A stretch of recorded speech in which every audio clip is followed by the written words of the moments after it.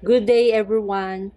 Today, I will be discussing the topic overview of mixed farming system.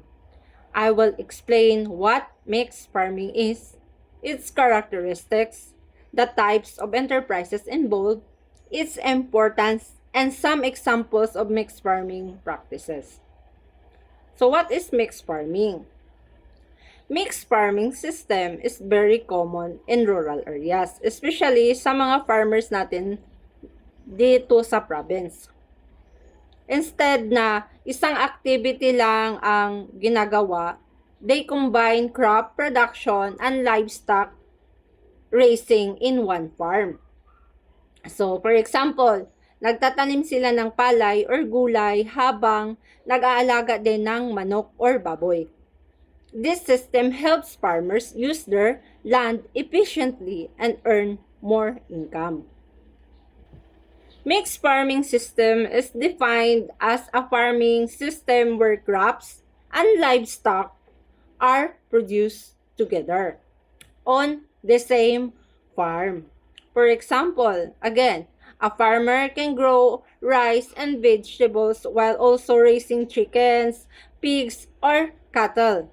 The crops and animals support each other. Yung tanim is nagbibigay ng pagkain sa tao, while yung animals nagbibigay naman ng meat, milk, eggs, and manure para sa plant. Then, one key characteristics of mixed farming is diversification. So, what is diversification?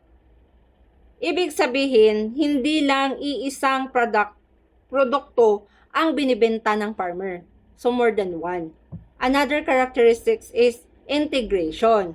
So, for example, yung dumi ng manok or manure sa baboy, ginagamit as fertilizer sa crops. Tapos, yung rice bran or crop residues, ginagamit naman as animal feeds. So, mixed farming is also sustainable kasi halos walang nasasayang na resources. And there are two main enterprises involved in mixed farming.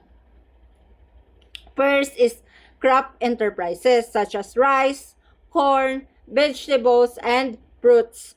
Second is livestock enterprises such as poultry, pigs, cattle, goats, and carabaos. So for example, a farmer can plant and at the same time raise goats.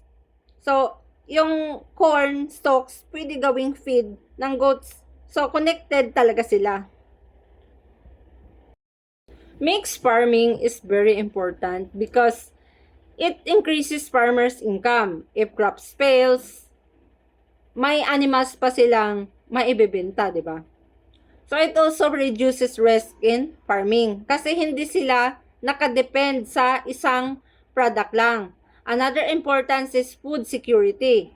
Farmers can produce their own food like rice, vegetables, eggs, and meat. Nakakatulong din ito sa soil fertility dahil ginagamit ang animal manure bilang organic fertilizer. So some examples of mixed farming practices are rice farming with poultry raising.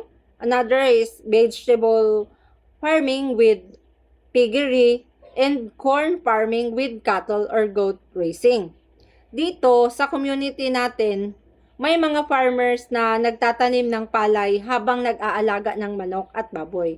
That is also an example of mixed farming system. In conclusion of my topic, mixed farming system is a practical and sustainable farming system that combines crops and livestock in one farm. It helps farmers increases their productivity, income, and food supply while protecting the environment.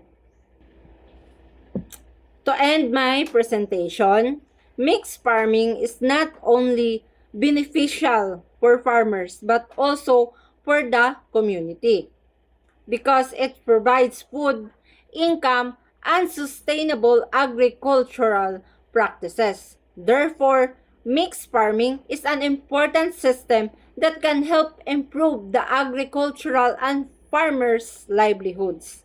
And that would be all. Thank you for listening.